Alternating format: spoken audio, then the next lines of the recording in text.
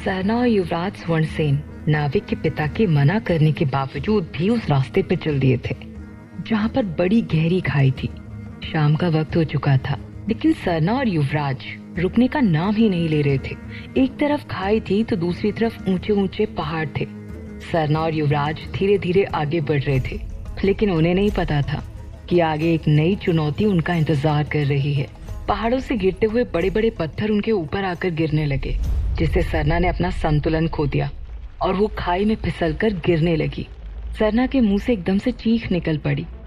युवराज ने भी उसे पकड़ने की कोशिश की। वो जैसे ही उसका हाथ पकड़ने वाले थे, एक बार फिर से एक पत्थर आया, जिससे युवराज और सरना दोनों दूर हो गए और वो पत्थर गिरकर सीधे खाई में जाकर टूट गया। सरना का हाथ छूटने की वजह से युवराज सरना से दूर हो गए थे। उनका पूरा चेहरा पसीने से तर हो चुका था, लेकिन फिर भी युवराज ने हार नहीं मानी और सरना को पकड़ने के लिए आगे बढ़े। लेकिन अब सरना उन्हें दूर दूर तक दिखाई नहीं दे रही थी। ये देखकर युवराज का पूरा शरीर ठंडा पड़ने लगा। उन्होंने कांपते हुए स्वर में कहा, सरना को हमने खो दिया। यह एहसास होते ही युवराज चीख चीख कर चिल्लाने लगे और उस खाई की तरफ देखने लगे। नहीं, ऐसा नहीं हो सकता।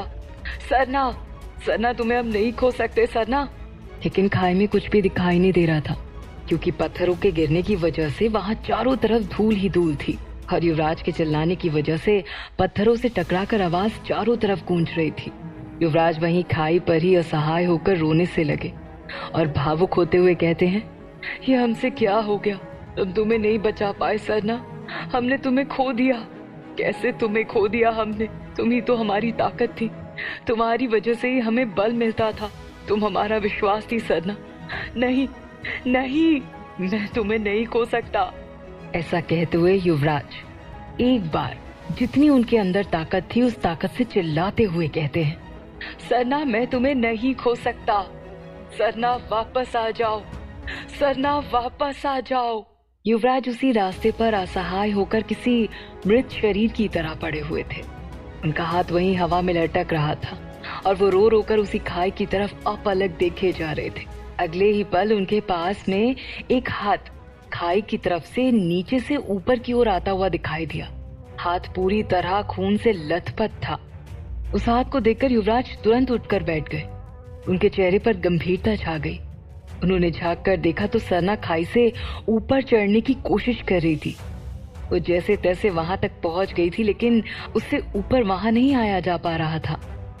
गिरने की वजह से उसके सिर पर चोट लगी थी, जिसकी वजह से काफी खून बह गया था और उसका पूरा चेहरा खून से लथपथ था।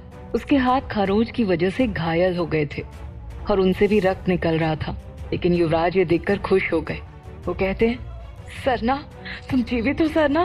कहते हुए वो तुरंत सरना का हाथ पकड़ते हैं और उसे ऊपर की तरफ खींचने की कोशिश करने लगते हैं। अगले ही प्रयास में सरना ऊपर आ जाती है। युवराज उसे तुरंत गले से लगा लेते हैं और प्रेम भरे स्वर में कहते हैं, हमें तो लगा था हमने तुम्हें हमेशा हमेशा के लिए खो दिया सरना। ऐसा लग रहा था एक पल के लिए हमारे शरीर से हमारी आत्मा चली गई हो। तभी युवराज से दूर होते हुए सरना ने दर्द भरे स्वर में युवराज से कहा, अभी हमें कुछ नहीं हुआ है युवराज। बिना देवी आम्रपाली को ढूंढे हम इतनी आसानी से नहीं मर सकते। निश्चिंत रहिए। जब तक सरना बोल रही थी तब तक युवराज ने अपनी कमर में बंधे एक कपड़े को फाड़कर सरना के माथे पर बांधा, ताकि सिर पर लगी चोट से जो रक्त बह रहा है वो बंद हो जाए। लेकिन सरना की बात सुनते ही युवराज सरना पर क्रोधित हो गए और कहते हैं, हम जानते हैं कि आम्रपाली को ढूंढना अत्यंत आवश्यक है, लेकिन जब जीवित रहेंगे तब ना। देखो ना, तुम्हारे एक कदम आगे बढ़ाते ही तुम खाई पर थी, इसलिए हमारी बात मानो। अब हम इसके आगे नहीं जाएंगे, हम जंगल वाले रास्ते से जाएंगे। लेकिन सरना तो पीछे हटने वालों में से नहीं थी।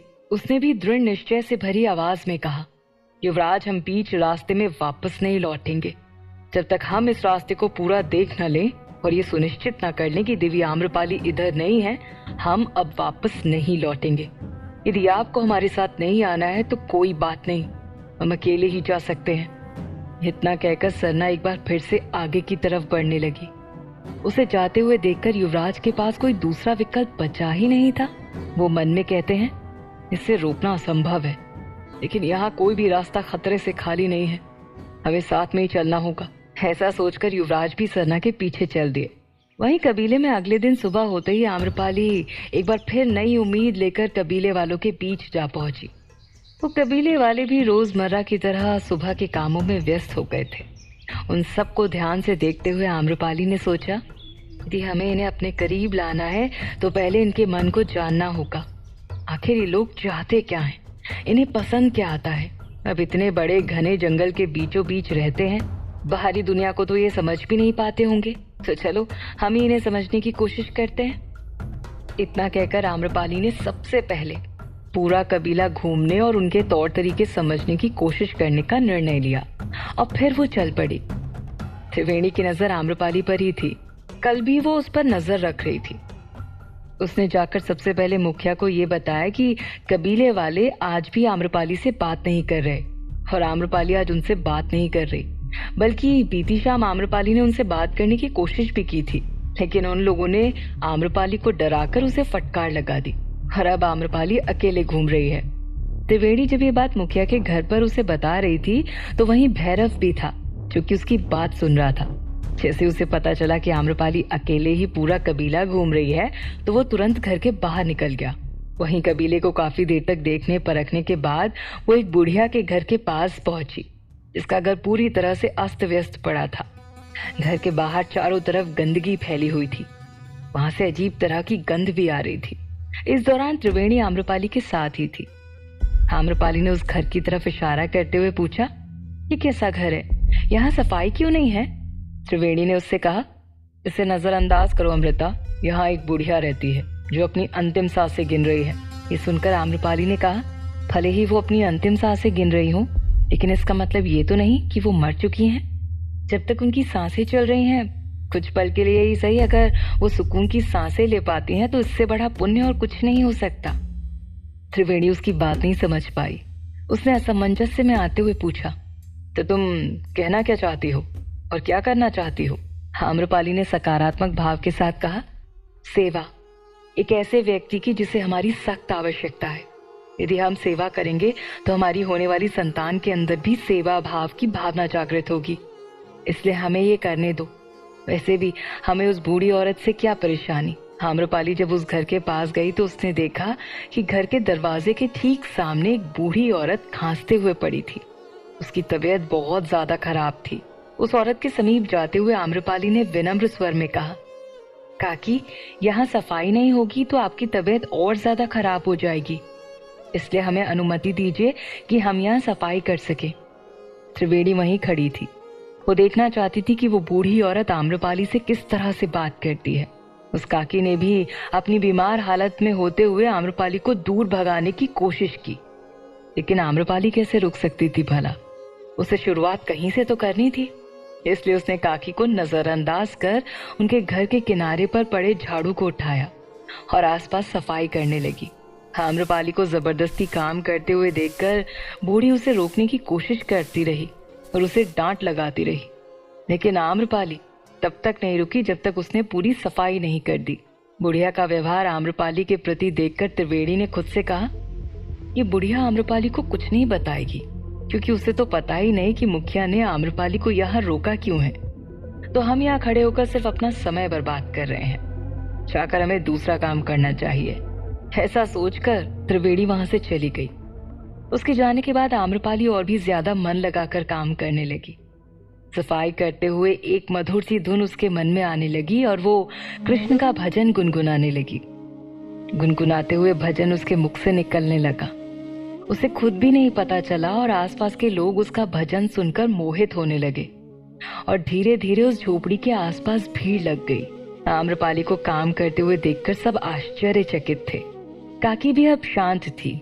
आसपास लोगों की भीड़ इकट्ठा हुआ देखकर आम्रपाली का मनोबल अब बढ़ने लगा। इसके बाद आम्रपाली ने एक टोकरी में कुछ फूल जो जमीन पर गिर गए थे उसे इकट्ठा कर लिए। उसने उसे लाकर आंगन के बीचों बीच रखा और एक सुंदर सी रंगोली बना दी और उसने एक सुंदर सा स्वास्तिक भी बनाया। ये देखकर वहां की औरतें प्रभावित हुई और उसके पास जाकर ऐसे देखने लगे जैसे वाकई में ये सब उनके लिए एकदम नया और आश्चर्यजनक हो। उन सबको अपने करीब आते हुए देखकर आम्रपाली अंदर ही अंदर अब खुश हो रही थी। उसने मन में कहा, चलो कम से कम हमारा ये कार्य तो सिद्ध हुआ। आम्रपाली अपनी जगह पर खड़ी हुई और गौशाला की तरफ बढ़ गई। उसे गौशाला की तरफ जाते हुए देखकर कबीले वासी अचरज भरी नजरों से उसे देखने लगे। सबके मन में यही चल रहा था कि अब ये आगे क्या करने वाली है। कबीले में एक गौशाला भी थी जहाँ पर गाय और बछड़े, साथ में बकरियां भी पाली जाती थी, लेकिन उनका सिर्फ एक ही उपयोग था, उनके दूध का उपभोग करना और फिर अपने देवता को भोजन चढ़ा देना। गौशाला के पास कुछ तुलसी के पौधे भी लगे हुए थे। आम्रपाली उन्हें जड़ से उखाड़कर आराम से अपने साथ लेकर आ गई और काकी के घर के पास रखे छोटे से घड़े के आकार के बर्तन पर मिट्टी भरकर उन्हें लगाने लगी। सब उसे ऐसे देख रहे थे मानो उस तुलसी को लगाने के बाद कोई जादू होने वाला हो। आम्रपाली ने उन सबसे कहा, ये तुलसी का पौधा है। हमारे यहाँ तुलसी को देवी माना जाता है। जिस तरह आप भेड़ियों को देवता मानते हैं, वैसे हमारे यहाँ तुलसी माता को देवी मानकर इनकी पूजा की जाती है। मान्यता है कि ये जिस स्थान पर होती है वहाँ के आसपास का क्षेत्र शुद्ध और प्रफुल्लित रहता है और सांस लेने में आसानी होती है। अपनी बात खत्म करने के बाद आम्रपाली ने उसमें थोड़ा सा पानी और डाल दिया। सब औरतें हैरानी के साथ उसे देख रही थी। वहीं भैरव भी छुपकर आम्रपाली को देख रहा था। लोगों को आम्रपाली की तरफ आकर्षित होते हुए देखकर वो तुरंत वहां से भूरा, जो कि उस दिन आम्रपाली को डरा रहा था, उसके पास गया। उस वक्त भूरा बांस की लकड़ियों से रस्सी गूंथने का काम कर रहा था। उसके पास आकर भैरव ने कहा, चलो ये सब बाद में करना, पहले हमारा कार्य करना है तुम्हें। भैरव को देखकर भूरा ने उसके सामने सिर झुकाया और कहा, कैसा कार्य मुखिया जी? तो भैरव ने कहा, उस अमृता को सबक नहीं सिखाना, उसकी वजह से तुम्हें बाबा ने डांटा था। अमृता के बारे में सुनकर भूरा को याद आया कि उस दिन वो उसे डरा रहा था, तो किस तरह भैरव के पिता यानी कबीले के मुखिया ने उसे डांटा था। ये सोचकर भूरा कहता है, बताइए क्या करना है? वैसे भी हमें ये सब करने में मजा आता है। तब भैरव ने कहा, यदि अमृता को सबक सिखाना है तो हम उसके साथ इस कबीले में कुछ नहीं कर सकते। उसे कबीले से बाहर की तरफ ले जाकर सबक सिखाना होगा, क्योंकि बाबा को पता चला तो वो हमें दंड दे देंगे। भूरा ने दुविधा भरे स्वर में पूछा, ऐसा क्यों? आपको किस बात का डर? आप तो मुखिया के पुत्र हो और हमारे होने वाले मुखिया भी। भैरव कुछ विचार करते हुए कहता है, नहीं, बाबा ने सख्त निर्देश दिए हैं कि अमृता के साथ कुछ भी गलत नहीं करना है जब तक कि वो आदेश न दे दे। ऐसा क्यों कहा मुखिया जी ने? ऐसी कौन सी बात हो गई? भूरा ने आश्चर्यचकित होते हुए पूछा। तो भैरव ने गंभीर स्वर में कहा, ये तो मुझे भी नहीं पता। पता नहीं क्यों उन्होंने अमृता को अपने सिर पर चढ़ा कर रखा है। आज तक तो उन्होंने किसी भी बाहरी इंसान को जीवित नहीं छोड़ा, लेकिन इसे न जाने क्यों उन्होंने अब तक जीवित रखा हुआ है। मुझे तो वो स्त्री बिल्कुल भी पसंद नहीं। तो भूरा ने कहा, मुझे भी, उसकी वजह से मुझे मुखिया जी ने डांटा। तो भैरव ने कहा, उसकी चिंता तुम मत करो, अभी इस अमृता को हमारे सामने सिर झुकाना ही होगा जिसने हमारा अपमान किया है, और उस अपमान का दंड तो देना ही होगा। तो भूरा ने कहा, अवश्य, आप उचित कह रहे हैं मुखिया जी। तो फिर बताइए क्या करना है? तो भैरव ने तुरंत कहा, चलो सबसे पहले सुनिश्चित करते हैं उसे हम कहाँ लेकर जाएंगे और वहाँ उसे अपने जाल में फंसा लेंगे। भैरव भूरा को लेकर वहाँ से निकल गया। आखिर क्या करने की सोच रहा था भैरव आम्रपाली के साथ? क्या आम्रपाली अपनी योजना में सफल हो पाएगी? जानने के लिए सुनते रहिए।